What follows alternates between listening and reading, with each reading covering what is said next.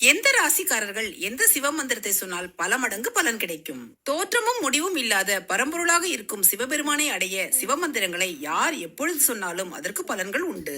இருந்தாலும் ஜோதிட சாஸ்திரப்படி ஒவ்வொரு ராசிக்காரர்களும் அவரவர் ராசிக்குரிய சிவமந்திரம் எது என்பதை தெரிந்து கொண்டு அதை தினமும் சொல்லி வந்தால் அந்த மந்திரத்தின் பலனை பல மடங்கு அதிகமாக பெற முடியும்.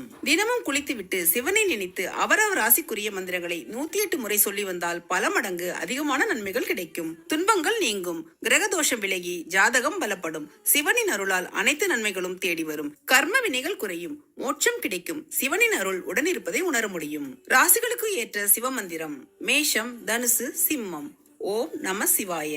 ரிஷபம், மகரம், கன்னி சிவாய நமக. மிதுனம், துலாம், கும்பம் ஓம் சர்வேஸ்வராய நமக. கடகம், விருச்சிகம், மீனம் ஓம் சந்திர மௌலீசாய நமக.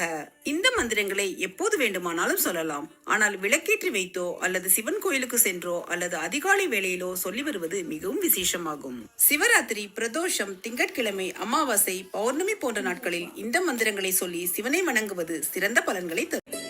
சிவனை எந்த நேரத்துல கும்பிடணும் தெரியுமா? அதிகாலை 4 மணி, பிரம்ம முகூர்த்தம். அந்த நேரம் பூமியும் தூங்கிக்கிட்டு இருக்கும்.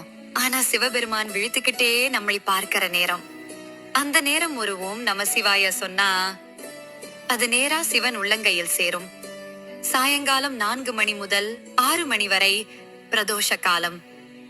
இதுதான் சிவபெருமான் நந்தி மீது அமர்ந்து நமக்கு கருணை பரிசளிக்கிற பொழுது. அந்த நேரம் ஜபம் செய்தா அது புண்ணியமும் நிம்மதியும் தரும்.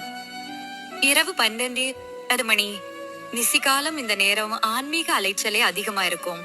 அதிலே ஒரு ஜபம் நம்முள்ள பொல்லாத காரியங்களை அகலச் செய்யும்.